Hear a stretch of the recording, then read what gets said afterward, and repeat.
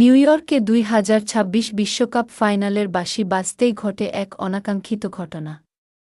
মাঠে আর্জেন্টিনা ও স্পেনের খেলোয়াড়রা সরাসরি সংঘাত ও হাতাহাতিতে জড়িয়ে পড়ে। ঘটনার সূত্রপাত আর্জেন্টিনার খেলোয়াড়দের মাধ্যমে হয়েছে বলে একাধিক সূত্রে দাবি করা হয়েছে। স্প্যানিশ মিডফিল্ডার এরিক গার্সিয়াকে ঘুষি মারা, তার গলা চেপে ধরা এবং তরুণ তারকা গাবিকে আছড়ে মাটিতে ফেলে দেওয়ার অভিযোগ ওঠে আর্জেন্টিনার লিয়ান্দ্রো পারেদেসের বিরুদ্ধে। এই উস্কানিমূলক আচরণের জন্য ফিফা এখনও আনুষ্ঠানিক কোনো শাস্তির ঘোষণা দেয়নি।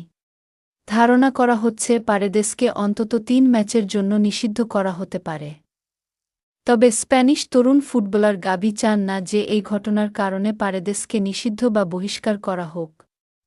উত্তর আমেরিকা থেকে নিজ দেশে ফেরার পর স্প্যানিশ ক্রীড়া মাধ্যমের পার্তিদাসো দে কোপকে দেওয়া এক সাক্ষাৎকারে গাবি বলেন, না, সততার সঙ্গে বলতে গেলে আমি মনে করি না যে তাকে লিয়ান্দ্রো প্যারেদেস বহিষ্কার করা উচিত। আমি বুঝি যে এটি ছোট বাচ্চাদের জন্য খুব ভালো কোনো বার্তা বা ছবি নয়, তবে ফুটবলে এমন শারীরিক সংঘাত এবং কিছুটা আক্রমণাত্মক দিক থাকে। যুক্তিযুক্ত কাজ হতো যদি ম্যাচ চলার সময়েই তাকে লাল কার্ড দেওয়া হতো, বাস ওটুকুই। শেষ পর্যন্ত তো এটা ফুটবল, আর আমি মনে করি এটি এমনই থাকা উচিত। প্রসঙ্গত, নিউইয়র্কের ফাইনালে নির্ধারিত সময় অতিক্রান্ত হওয়ার পর অতিরিক্ত সময়ের ১০৬তম মিনিটে ফেরান তোরেসের করা এক দুর্দান্ত গোলে ডিফেন্ডিং চ্যাম্পিয়ন আর্জেন্টিনাকে ১-০ ব্যবধানে হারিয়ে দেয় স্পেন। এর মাধ্যমে ২০১০ সালের পর প্রথমবারের মতো নিজেদের দ্বিতীয় বিশ্বকাপ শিরোপা ঘরে তোলে লা রোখারা। ম্যাচ জুড়ে দুই দলের তীব্র উত্তাপ টের পাওয়া যায়।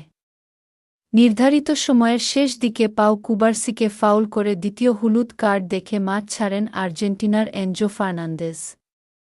পুরো ম্যাচ জুড়ে আর্জেন্টিনা ৬টি হলুদ কার্ড পায় এবং শৃঙ্খলার চরম ঘাটতি দেখা যায়। মুহূর্তের মধ্যেই সেই বাকবিতণ্ডা উভয় দলের খেলোয়াড়, বেঞ্চের বদলি সদস্য এবং টেকনিক্যাল স্টাফদের মাঝে হাতাহাতিতে রূপ নেয়।